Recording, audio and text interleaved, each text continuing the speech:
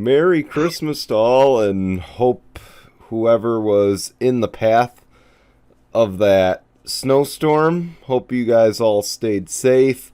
Of course, we're recording and uploading well in advance of it, so I can't really tell you what's going on here. But this is... Oh, what the hell. I guess it's 1 week. It is Saturday morning Tinkle here. Yeah, that's right. In case you missed it, last week we announced we're going to move to Saturday to accommodate for the Christmas holiday. So we just wanted to get ahead of it. And with all the games happening today on Saturday, we figured it would be better to just focus our whole attention to today. Right. But coming up, we'll have our rundown. We'll also have a lot of changes happening in the NFL this week in terms of quarterbacks, either for injuries or just poor performance. A lot of blown leads, the blown lead weekend that was across the NFL. And, of course, a tinkle on this that you will have to listen Makes to. you want to scratch your head a little bit. Exactly. But we begin, of course, with the breaking news that came out on Wednesday. Franco Harris, who was a big part of the Immaculate Reception, I believe he was the one who got the reception, he passed away at age 72. Of course, this was kind of sudden. He had done a radio interview hours before he passed away. Harris, of course, is 15th all-time in NFL rushing yards. He was supposed to have his jersey retired today at the Pittsburgh Steelers game. And, of course, that is in commemoration of the 50th anniversary of the Immaculate Reception. And, of course, for those who don't know, he's been a big part in Pittsburgh since he retired from the NFL. Of course, he was involved in many Pittsburgh charities, so a huge loss for the city of Pittsburgh. And, of course, by the way, a 1990 NFL Hall of Fame inductee. Needless to say, a big loss for Steeler Nation here.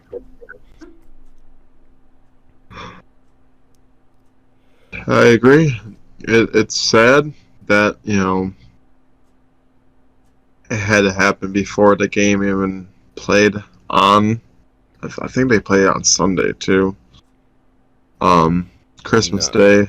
I know there's like 3 games on Christmas Day that are, No, they something played to the watch. Saturday night game on NFL Network. Oh, did they? Okay.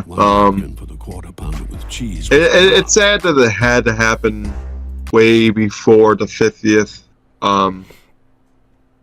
anniversary game.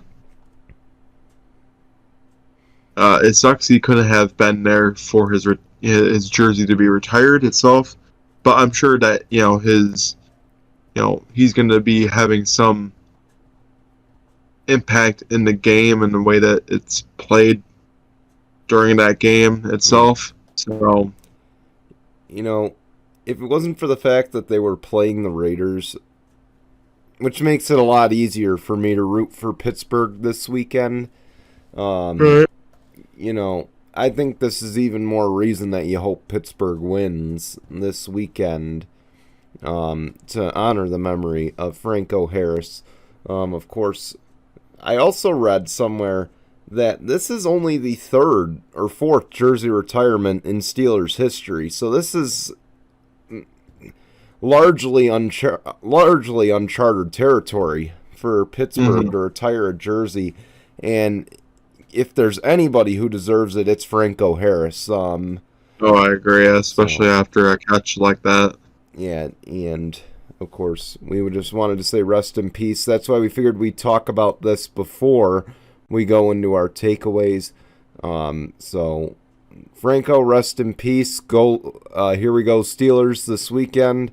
Of course, our picks will come up a little bit later in the show. But Right. we want to begin with our takeaways. I believe you started last time, so it's my turn, right? Yeah. All right. Well, Dicker the kicker. Do I have to say more? Dicker the kicker helped the Chargers beat the Titans. And the Chargers now have, according to, oh my gosh, who's that guy on NBC who keeps popping up? Oh my gosh, I gotta look it up. But either way, they have the easiest schedule the rest of the way, of course. On paper, they have the easiest schedule. They have the Colts on Monday Night Football. They have the LA Rams on Sunday Night Football. And then they finish the season with the Denver Broncos. And it's Steve Kornacki. Always, as soon as I open Google, I remember the name. So, Steve Kornacki, of course, he's been helping on Sunday Night Football. For those who don't know, he's a part of MSNBC's election coverage, where he does the big board with the map and all that. Well, he also helps with NBC Sports in terms of, odds and whatnot. The Chargers now have over a 90% chance of making the playoffs. In other words, they're going to blow it, okay? So, sorry, I have a feeling that when we come back in the new year, I'm going to be saying, oh my God, they blew the game against an ESPN analyst. But I'll save that thought for later. On paper, it should be the playoffs right now. I mean, the Jets, they're on a downward spiral. The Dolphins have been on a downward spiral. The Patriots have been hit and miss for the last month. So, I don't see any reason why not. But, of course, if there's a will, there's a way, right? Yeah, there always is. Ultimately, we'll see. I imagine, without saying who my pick is to win today, I imagine the Colts should be a win. I imagine the Rams might be a loss. And then the Broncos, I'm a little weary about. It all depends. I think if Ripien starts, I think the Broncos have a better shot than you may think. Right, true. I mean, look what you did to try to help out the Denver Broncos against the Chiefs. Exactly, yeah. They scored the most points that they've scored in a single game all year with Ripien under center against the Chiefs. So that should tell you a lot about how much Russell Wilson is not helping the Broncos this year. So I move on to my next point. Of course, we took up a lot of time with the Franco Harris thing. And I don't want to talk too much about my Chargers because it's just going to get me all hyped up. So, this is a big one. Of course, full disclosure, this was the Lightning game I wanted to go to. Of course, I went to the one back in November, but this was the one I had initially circled on my calendar. And, of course, if you work in retail around Christmas, you're just not going to get time off. There's just no way. So, the Lightning and the Sabres. We talked at the top of the show. We hope everyone's been safe through this winter storm. Well, the Sabres, the Lightning, and the NHL have agreed to postpone the game. And, of course, the game will be made up on March 4th in Buffalo. Of course, this is due to that winter storm. Again, hope everybody is safe. We know Tampa was just in Toronto a couple days ago. And, of course, they were handed a loss in that game. They were in Detroit on Wednesday. So, in the interest of safety, this is honestly the best decision. Of course, we know that there are going to be 60, 70-mile-an-hour winds in Buffalo, or there were projected as of Wednesday. We know Lake Erie, the lake effect snow there, it's supposedly going to kick up big time throughout the weekend, so you all are going to get your white Christmas, according to our local meteorologists. And of course, according to my brother, who is also almost has a degree in meteorology, so it looks like it's going to be really bad. So at least from the time we're recording, it looks like it's going to be really bad. So good decision for the NHL. And hey, maybe we'll have to make plans to go out to Buffalo in March.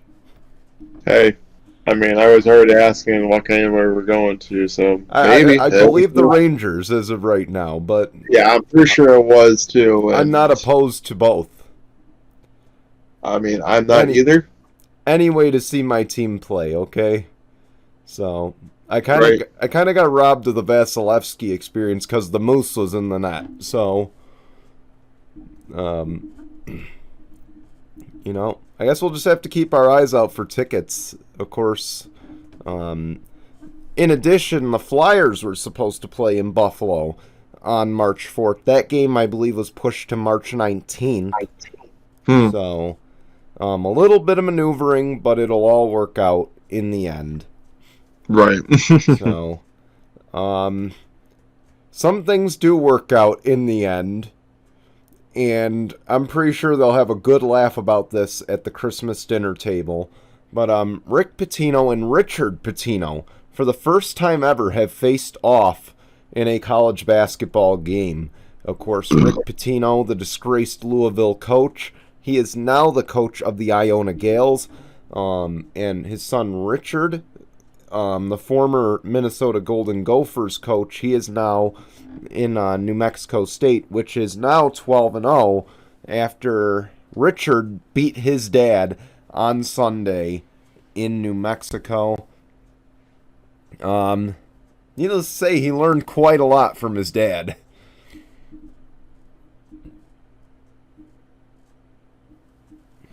I mean, this is kind of rare, uncharted territory. Excuse me. Because we don't normally get to see coaches, you know, like father and son face each other as coaches. Right. I mean, could you imagine if Mike Shanahan came out of retirement tomorrow and faced his son? And faced off against his son, Kyle. Yeah, I mean, who knows? That was one, I think, in the early 2010s, if you recall. I think I said that quite a bit. I'm like, man, it'd be something if they faced each other. Like, because I thought Kyle would get a job sooner than he did. Right, and he probably should have. But it took a while before he did get the head coaching gig in San Fran. And don't discredit Kyle Shanahan either. I mean, he could very well somehow take this 49ers team back into the Super Bowl, but who knows? Brock Purdy, that's all I gotta say. True. Mr. Relevant. Yeah. But needless to say, though, this is kind of a uncharted matchup in any sport.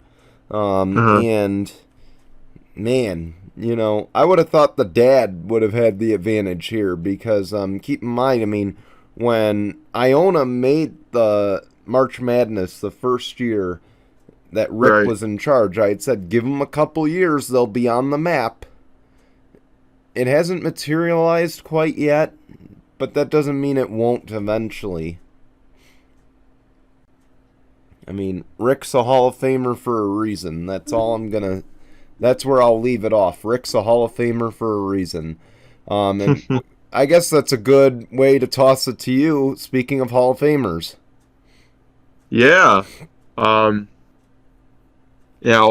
course, we know, and I've talked about it, I've been to Springfield, Massachusetts to see the Naismith Basketball Memorial Hall of Fame. And now they just announced the class of 2023 nominees.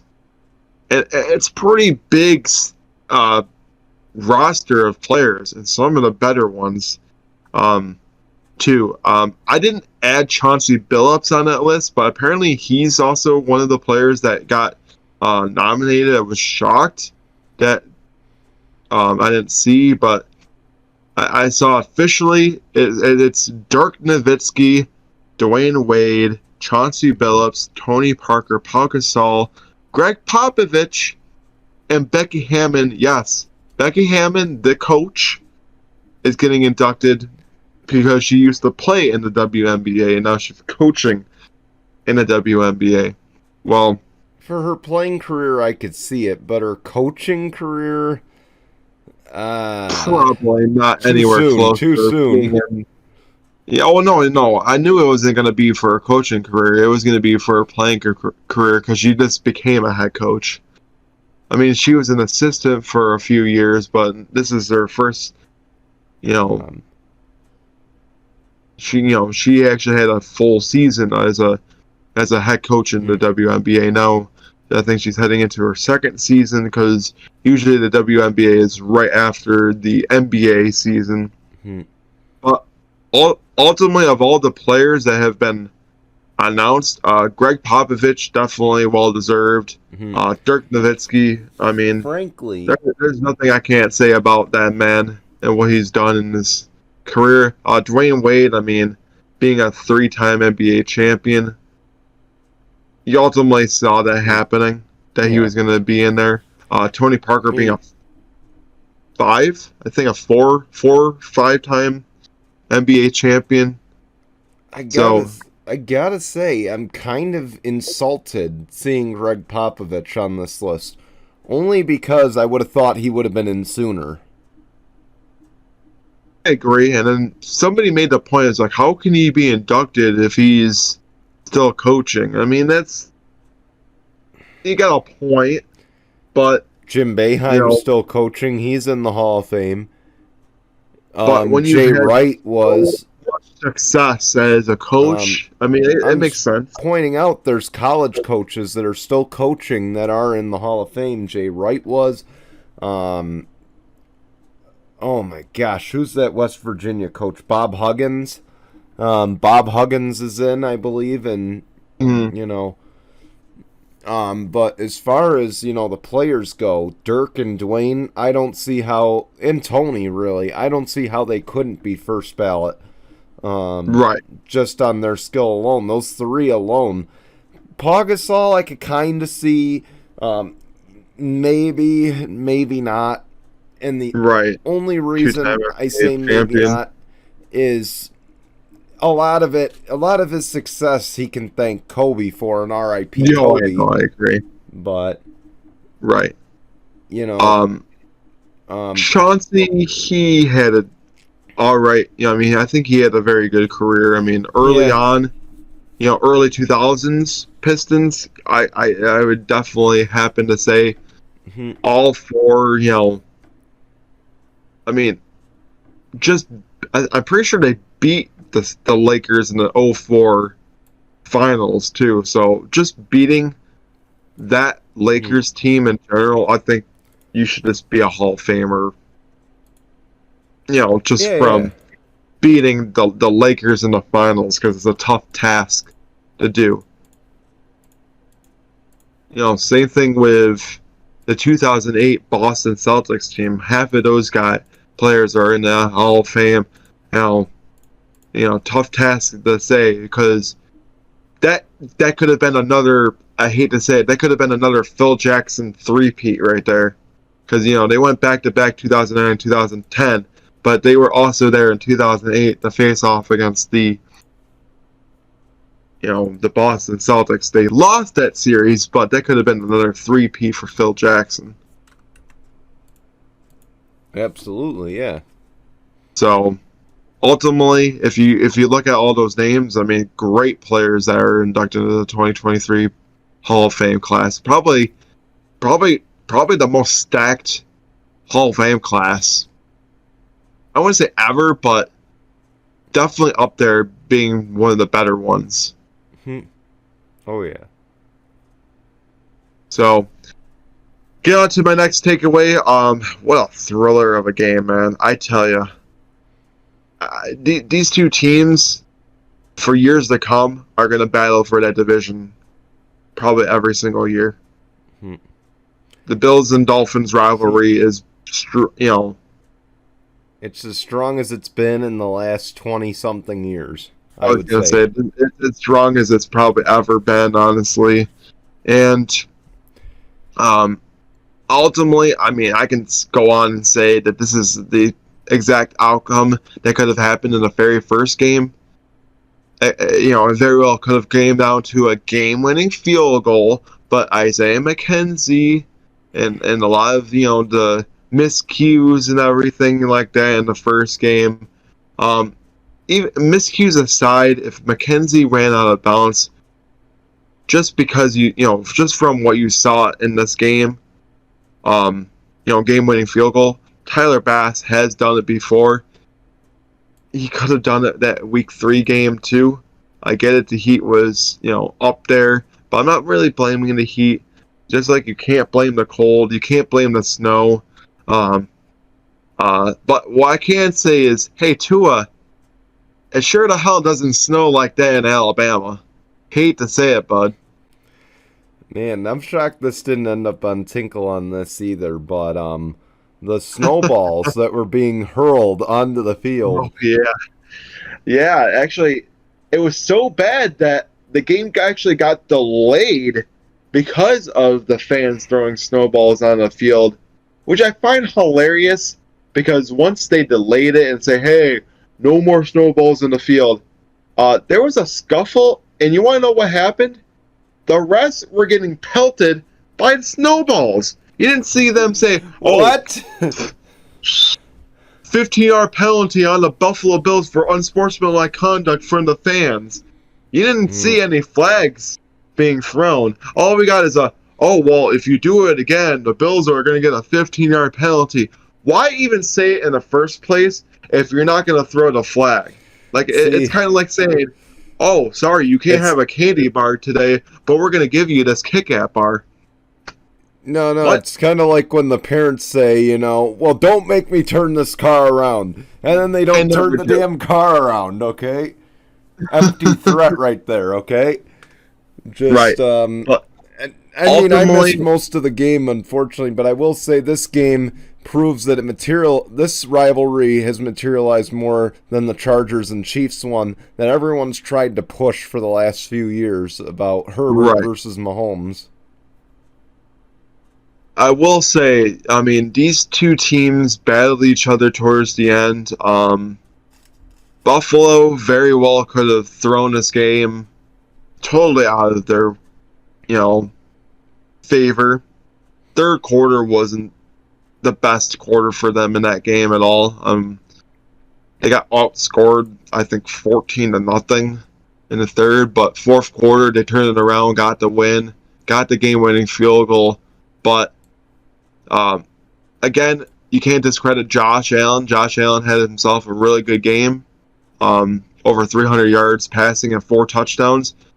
If you look at the stats that Josh Allen has had against the Bills, if Buffalo was to play the Dolphins, say, every single week, Josh Allen would be the unanimous MVP because he just put up great numbers against the Dolphins. And for a team that puts together such great defenses, sure to hell gives up a lot of passing yards to opposing quarterbacks. I'm just saying. It makes this week's matchup for them that much more interesting. Exactly. Of course, so they play the Packers on Christmas Day at 1 o'clock. And then the Bills play the Bears on Saturday. Well, of course, we'll we'll talk about those games and who we think are going to win later on. But I will before we even get to any of that kind of news, I'm going to go into my last takeaway. It's been reported that the YouTube is the front runner for getting Sunday Ticket. Apple TV is also in that discussion to be able to get it. But right now, YouTube seems to be the top platform for Sunday Ticket. Apparently, they're going to be purchasing it for $2.6 billion. Brian, what do you think about this? Well, I mean, for a good year or so, the discussion has definitely been focused on Amazon, ESPN Plus, and Apple TV.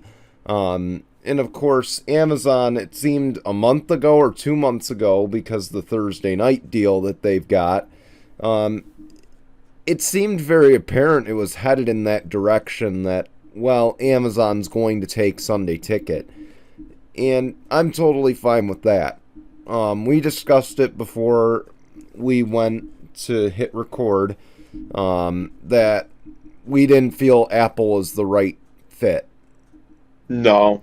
I mean, Apple, and I get it. I have an iPhone right here.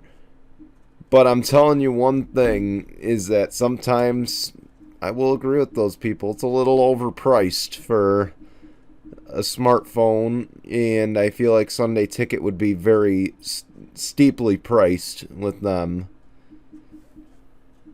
YouTube, to be honest, was not one I had on the radar, but I feel like it's an okay fit. I mean, seeing that there's a lot of pirating of the games on YouTube as it is. So, I know. I mean, now you just got to pay for it. I mean, but you know my opinion on DirecTV having it. I've said for a while that DirecTV needed it gone.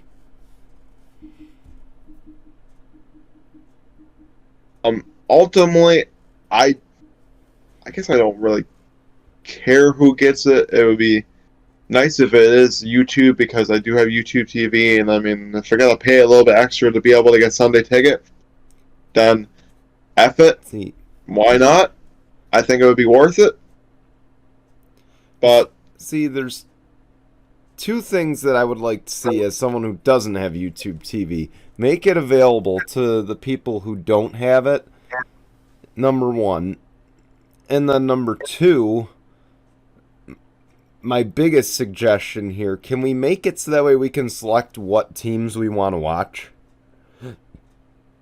that would be cool. You know, like offer, you pay like 30% or 40% of what Sunday Ticket costs, and you select up to 3 teams that you want to see on a weekly basis. I mean, You know, you can't basically, like, too bad NFL Sunday Ticket can't be a kind of like what League Pass is. That's 'Cause what I League was Pass, hinting at. League Pass, you can choose what teams you want to follow. Well, see, I have ESPN Plus, and I have the NHL package, which granted that comes with every game. Mm-hmm. So I wish it could be like MLB TV, and I wish it could be more like NBA League Pass there, where you get to select the teams you want to see. Because, I feel like this all or none approach is also what's costing the league a lot of money. You can make a lot of it back by doing what those two leagues are doing right now.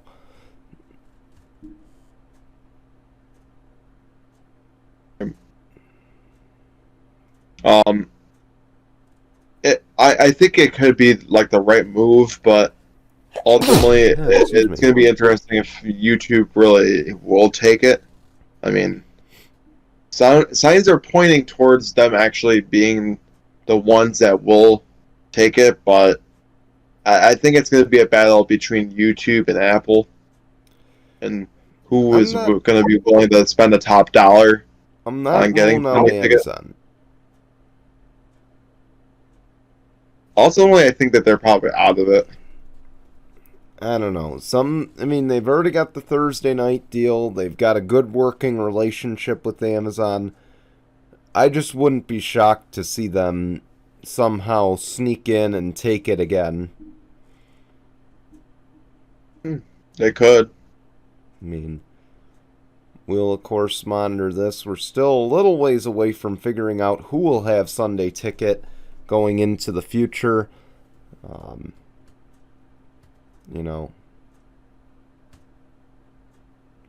Is that everything, or? Yeah, that's it for my takeaways. I just hate going to break while we're still in the middle of this discussion, so that's why I just wanted to be sure we were set. But yeah, we're definitely good. I think we discussed everything that needed to be discussed with that deal, because we don't know the full details. All of this is just a report that they're the front runners. Yeah, so we'll keep an eye on this, and we will be back in a moment. Coming up, we will discuss the quarterback changes across the league going into week 16. And then, of course, we'll have our week 16 picks as well as Tinkle on this. That's all coming your way here on Saturday morning Tinkle, Sunday morning Tinkle, whatever you want to call it this week, in just a moment. Well, Nick Foles is back. Big D Nick, as we like to call him. Of course, he will start this weekend versus the LA Chargers. The other big news, of course, Gardner Minshew is lined up, at least as of Wednesday, to start versus the Cowboys. Of course, Jalen Hurts, he injured his shoulder in that last game.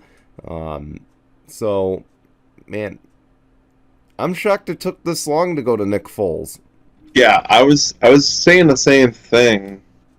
I was like, it took a week 16 to start Nick Foles. You've had him the whole entire year. I got to see him play, even if it was preseason. He didn't look terrible in that offense, but not good either. That was also back before it was, it was still with Frank Wright instead of Jeff Saturday. So who the heck knows how Nick Foles is going to play. So ultimately, if you look at the Indianapolis Colts and their quarterback situation heading into the next season, it does not look very promising. No. This is a team that just needs the last so few much years. Honestly, the last few years have been just not promising. They almost had a steady hand in Phillip Rivers, and then Phillip Rivers retired. Right. So, unfortunately, that just caused everything to start rolling the wrong direction. But, hey, they're tanking thanks to Jeff Saturday. And, as far as the Eagles, I guess they should be happy that they locked everything up once Hurts got injured. Of course, the NFC East is already clinched, so this game. Well, all I know is, what would be interesting to see? If history repeats itself for the Philadelphia Eagles, say Hurts is out for the rest of the year. What if Gardner Minshew, just like what Nick Foles did, for Super Bowl 52, what if Gardner Minshew leads the Eagles all the way to the Super Bowl? That'd be something. I don't see that happening necessarily, but I wouldn't rule it out. It's a possibility, but it kind of seems like history is repeating itself here with the Philadelphia Eagles. But Nick Foles, why not? See what kind of value you have out of Nick Foles. I would say, if anything, start him the rest of the year. It sounds like that's where they're going. Because ultimately, Nick Foles still has something to prove. I think he can still go out there and play. Given the right kind of offense, too, I think it just sucks that they don't have they don't have Frank Wright, who I'm pretty sure Nick Foles played under him in Philadelphia under that Super Bowl win. So it kind of sucks that he's not there anymore. So now, to me, Nick Foles is in his early mid-30s.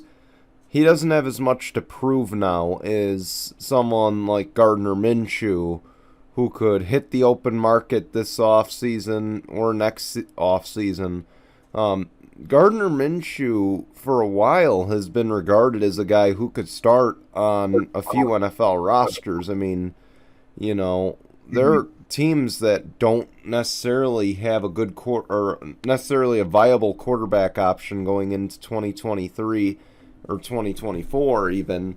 So this is kind of something I think that's going to draw all the eyes of the NFL this weekend because, again, we know how good the Cowboys defense is.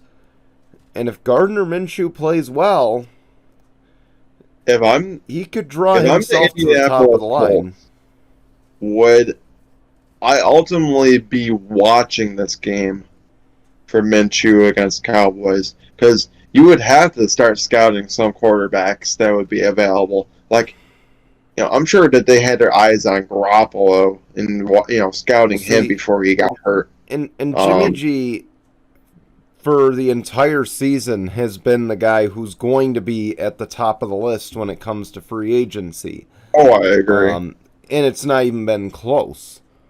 Now you toss Gardner Minshew in it, and if Gardner Minshew, say he does beat the Dallas Cowboys, now it's, okay, is he now the guy that we have to keep an eye on? Is he the guy that could very well be, I imagine it'll be a bridge quarterback position, but, could he potentially turn into that franchise guy? I mean, you look at, and the reason I point that out is Geno Smith, who was expected to be a bridge quarterback, and look at what he's doing in Seattle right now. I mean, he's putting them in a tough situation for the future. Maybe Gardner steps out of Philly after this year, and he goes into a similar situation where it's, not a guaranteed starting job, but then he plays well enough to kind of put the thought of drafting a quarterback on the back burner. Right. So, there's no questioning that the Colts have a need at quarterback. Needless to say, their game this weekend made NFL history, and for the wrong reasons. Of course, the Colts were up 33-0 at the half. And Matt Ryan now holds the biggest blown lead, not only in Super Bowl history, but in NFL regular season history. Of course, Kirk Cousins now the holder of the biggest NFL comeback in the regular season, beating out Frank Reich. Beating Frank Reich, the quarterback, back in the playoffs. Yeah. So, ultimately, they hold the biggest comeback lead in the regular season. Buffalo still holds the record in the postseason. Yes. Technically. Yeah, it's still, part of NFL history. In terms of overall NFL history, though, it is now the Minnesota Vikings. It's now the Vikings over the Colts. And ultimately, I feel bad for Matt Ryan because he will forever be cursed for the rest of his career and blowing leads. If I'm Matt Ryan, I would have to probably hang it up. Out of embarrassment? Yes. Because clearly you haven't been the same since that Super Bowl loss. So I don't think you'll ever get back to even the promised land ever again unless you join a true contender as a backup. Matt Ryan's become the Joe Flacco of the league, where he's just... He was at one point elite in his career, and now he's just a guy who's, nothing just more than a backup team. Right. The biggest number in that game, and it's been a constant story in Tinkle on this for probably as long as we've been doing this show. Of course, Matt Ryan's lead, he was outscored, you guessed it, 28-3 in the second half in overtime. So that number will never escape Matt Ryan, no matter where he goes, no matter what he does. It will always be a part of his life. So he might as well just play the lottery with those numbers. Yeah, right. In addition, in a lead that was just as significant, but not, record-breaking, Tom Brady and the Bucks blew a pretty big lead against the Cincinnati Bengals, and it just keeps proving that Joe is Joe Cool. Honestly, if I'm the Bills or the Chiefs, I would watch out for the Bengals, because if they keep it up, they, of any team, could be possibly, number 1 or number 2 seed. I think Because they already have the tiebreaker over the Kansas City Chiefs because they beat them. And if next week they beat the Bills, they could potentially be the new number 1 seed or the number 2 seed. So, see, as a Bills fan, I'm kind of scared of the Bengals because the Bengals are no joke, no laughing joke at all. what we thought they would honestly not do this well earlier in the year. They were off to a very sluggish start. Walter, I thought they were going to fizzle and not be the same team, but they got it turned around at the right time. Of course, they got Jamar Chase back from injury too, which helps. This team is clicking at the right time, and it's kind of crazy how good the top 3 teams are. And this is tough because, of course, we know the Chiefs don't have. The Chiefs have the Seahawks this weekend. That could be a good battle, honestly. I agree. I think so. But then the rest of the year, it's the Broncos and the Raiders. And those are 2 gimme wins. To me, the Bills have to win out. There's just no way around it. They've got to win out because I don't think you can bank on a Chiefs loss. That's why it's tough to go into, and the game is in Cincinnati too. That's going to be a tough, because if you look at it, the next 3 games, 2 of them are back-to-back road games. Yeah, and then the last game of the year is at home. So Buffalo has to win in terms all of 3 of these games. In terms of Cincinnati, they've got the Patriots, the Bills, and then the Ravens. And the Ravens could very well be for the division. It's not completely sealed up at this point. Right, exactly. Now, if the playoffs were to start today, the Bengals and the Chargers would play. And I don't know if you've paid attention to the last 2 or 3 Chargers-Bengals games, but the Chargers might be able to pull off the upset against the Bengals if I had to make my prediction on that today. I think the Chargers could upset the Bengals because the last few times we played Cincinnati, we've had the better of Joe Burrow. Right. So, and the Chargers generally always go 1 game forward and then they get eliminated. This is how it normally goes when they play in the playoffs. Of course, now it's Justin Herbert. It's a different era, so it's not out of the question. But as far as Tom Brady, though, man, this is just a wacky year for Tom Brady. Of course, we know he'll be sleeping in a hotel room while his kids are with Giselle on Christmas Day. As much as I want to feel bad for the guy did it to himself.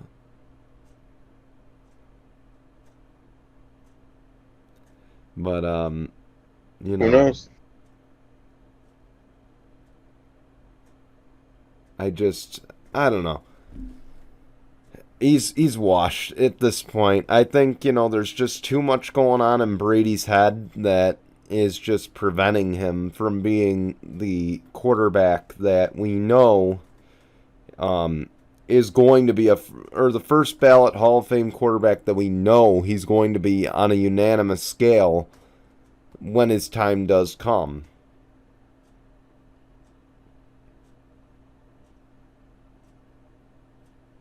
Right, exactly. I mean, Tom Brady's still going to be a Hall of Famer anyway, but you don't want to have, you don't want to keep on playing that you're just going to derail, Man.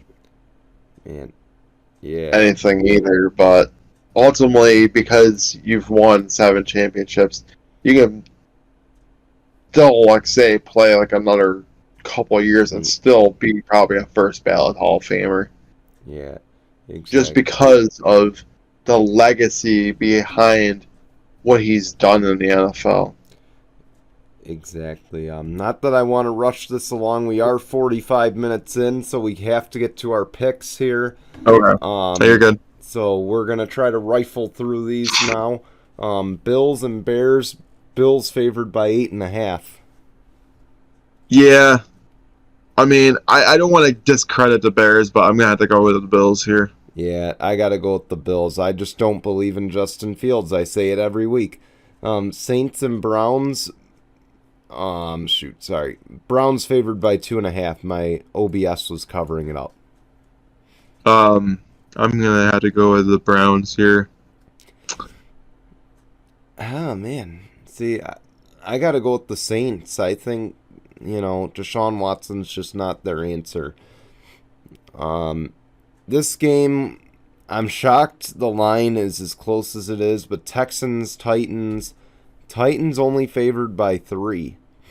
Honestly, I think that they gave the Texans the favorable matchup because look at the last few weeks for the Texans. They've been holding their own against some top teams. I wouldn't be shocked if this is going to be another close game, but I think that what's going to happen for them, like it happened the last 2 weeks, it's going to be close, but ultimately I see the Titans pulling it through in the end and getting the win. Titans by a hair. I kind of agree with it based on that, but of course no Dameon Pierce either, so that could play a big factor. Here we go. Seahawks, Chiefs. Chiefs favored by 10. I don't like the line. The Seahawks are not a team you can take lightly. Yeah, Mahomes is having himself an MVP-like year, which is insane. I think the man's going to have, and don't, hate me for this, but I ultimately think that Mahomes could have damn near the most passing yards of any quarterback this year. I think he's going to break 5,000.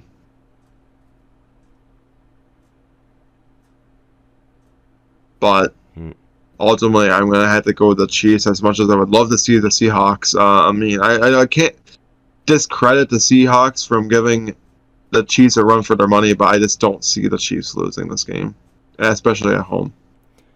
It's a crying shame because we knew Jalen Hurts was the front runner for the MVP.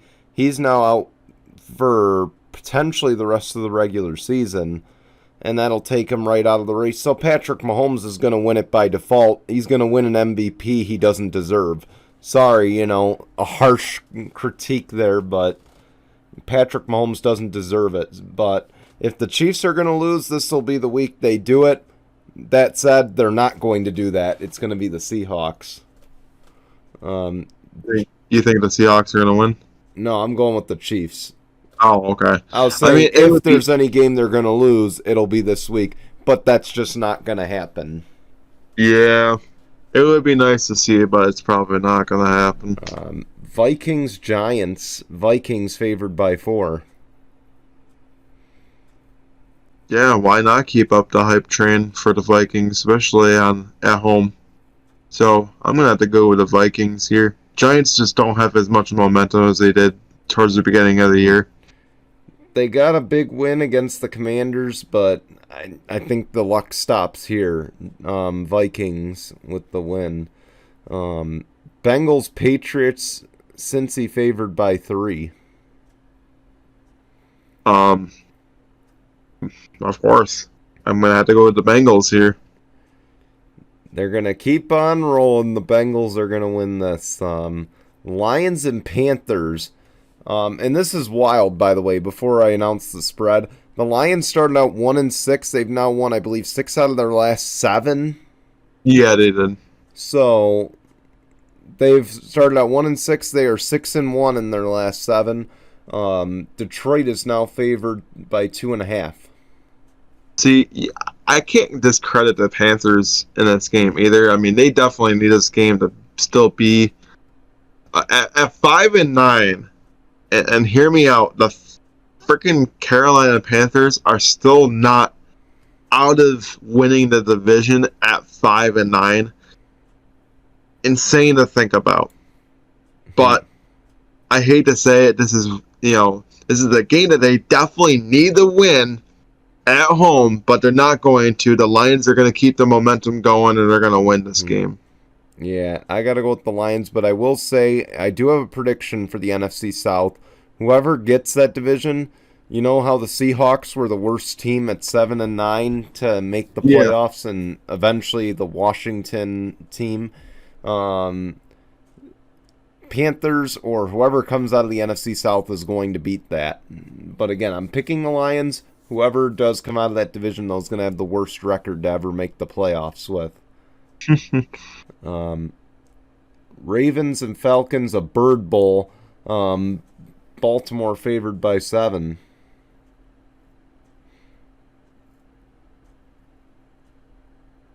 This one I feel like is a tough challenge. I mean, Tyler Huntley is definitely no Lamar Jackson. And I think that definitely proved last week. But I'm just going to have to go with the Ravens. I just don't have faith in Desmond Ridder. I just don't see him doing that well against the Ravens defense. Yeah, I don't know. I think I got to go with the Ravens here as well. To me, they have a lot more to lose than the Falcons do. And the Falcons just aren't there. Here we go. Commanders and 49ers. The 49ers are favored by 7. Yeah, I'm okay with that. 49ers literally have the top defense in the whole entire NFL for a reason. I think they're going to make Taylor Heineke's day a living nightmare. I'm going to have to go to 49ers. I do like the line. Talk about taking the pressure off your rookie quarterback. Mr. Relevant, he's going to keep them relevant. The 49ers win this game. Eagles, Cowboys, and with Jalen Hurts out, Dallas is favored by 5.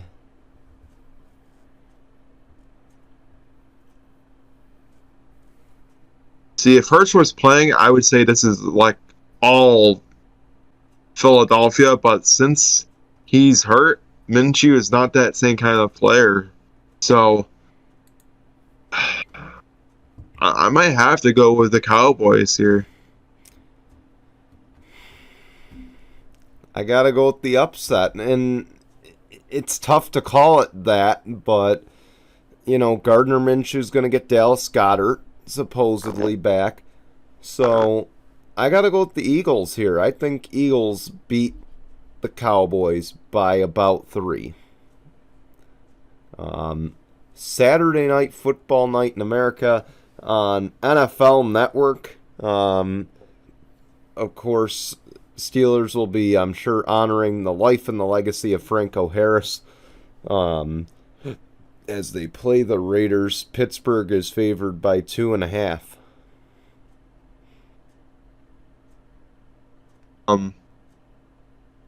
Ultimately, I think that, Franco Harris is going to have a big say in this game. I think that he's going to help these Pittsburgh Steelers at home beat the Raiders. Yeah, I'm going to go with Steelers. Got to win it for Franco here, and I feel it's going to give him a lot of momentum going into this game. Christmas Day, Packers-Dolphins kick things off. Miami is favored by 4. You know what they say about, I mean, I know this is technically not a prime time game, but it is a prime time game. I'm going to have to go with the Packers over the Dolphins. I think they're going to get the upset on the road. Because you know what they say about Aaron Rodgers in prime time? He shows out on prime time. So,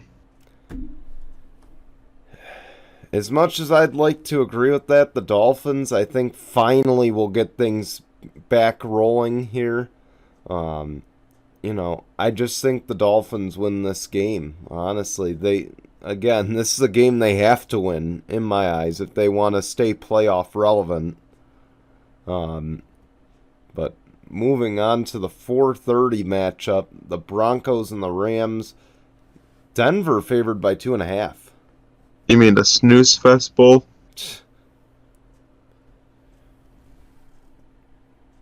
I'm just kidding, by the way. Well, you're not kidding. That's the funny part. So we got what? Possibly Ripien and Baker Mayfield here facing off against each other.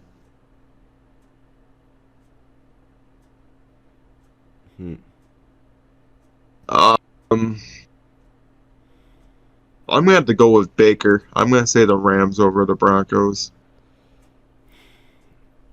Yep, we're on that Baker cycle again, and now it's going to be out there proving the haters wrong. Rams win this one. Bucks and Cardinals. The Cardinals are down to their third-string quarterback for this game on Sunday night. Tampa Bay favored by 7. So no Colt McCoy? No, it's going to be, oh my gosh, I forgot who it is already, but it's going to be a third string. Yeah. I'm going to say Tom Brady's going to get it together in this game and be able to beat the Cardinals on the road. What? Don't you know Tom Brady loses to third strings? I'm going to pick the Cardinals. No, I'm just kidding. I'm going with Tampa Bay. They got this one. I mean, you're not wrong. Oh, man. Chargers favored by 4.5. Chargers. I think they're going to keep on the momentum heading into... And I'm going to say this now. You're going to hear me say this probably before Brian does. I think that this is going to be the year, and this is going to be the push that the Chargers need to make to head into the postseason for the first time in a long time. Oh, why? But Chargers, I think we got this. Don't think, though, don't sleep on Nick Foles. That's all I'm going to say. Don't sleep on Nick Foles. Every time we say that, then he always plays like crap as a starter outside of Philadelphia. So, but the only reason I'm giving the edge to the Chargers is there's no Jonathan Taylor. Jonathan Taylor was placed on IR today. His season's over. So, again, barely I give the edge to my own team. I think I find it kind of crazy that they went from Jonathan Taylor being their starter, but now he's hurt, and now they're going with Zach Moss as their starter. Mm-hmm. Yeah, but with that, we go Cowboys-Titans. Cowboys favored by 5 on Thursday night. Huh. I might have to go back-to-back with the Cowboys here. I'm going to have to go 3 straight losses here. The Cowboys have struggled against this division so far. They barely pulled out a win against Houston. They lost to the Jacksonville Jaguars. and I'm pretty sure they beat the Colts, but oh yeah, they beat the Colts mightily in a scoregami game. I think they go 1-3 against the division. Titans are going to win this one. And with that, that's our picks. We go to Tinkle on this, and if you watched the Raiders and the Patriots game, the Raiders were tied going toward overtime, and instead of taking a knee when you're not in field goal range or scoring range in general, Matt Patricia and the offense called the lateral play, and oh my gosh, who was that wide receiver? Jacoby Myers. Yeah, Jacoby Myers throws a terrible lateral right into the hands of Chandler Jones. The former Patriot then picks it up. It's, of course, a fumble recovery. He stiff arms Mac Jones probably about 10 feet underground and runs it in for the touchdown to win the game. I don't want to say this Tinkle on this is as much on Mac Jones as it is on Jacoby Myers. What in the hell were you thinking? Okay. Yeah, Ramondre Stevenson lateraled it to Jacoby Myers, and then Jacoby Myers is running backwards. Mm-hmm. Lateral is it even further, gets intercepted by Chandler Jones, gets disarms Mac Jones literally down to the turf, like, bam, like, bitch, get out of my way. And then runs all the way to the end zone for the touchdown. And the craziest ending in probably NFL history. And I had to work during it. That's just unfortunate. But to the Patriots in general, Tinkle on this. What the hell were you thinking? I just want to know what was the thought process. Like, what was Matt Patricia thinking in that? He probably wasn't thinking. I just want to know what made Bill Belichick okay that play, because all plays defensively, offensively, all have to get approved by Bill Belichick himself. So Bill Belichick okayed that. So if you look at Bill Belichick, what the hell was running through his mind, thinking, oh yeah, lateraling it is definitely the way to go on this. Mm-hmm. I mean, he probably didn't okay the laterals because they just run the offense, but what was running through those players' minds, lateraling the ball, especially that far behind the line of scrimmage like that? Like, yeah. Oh my gosh, just unbelievable. But with that, I guess I gotta ask: is No Final Belt back this week? It is, yeah. After a 2-week hiatus, it is back. We discussed everything that was leading into the holiday season. The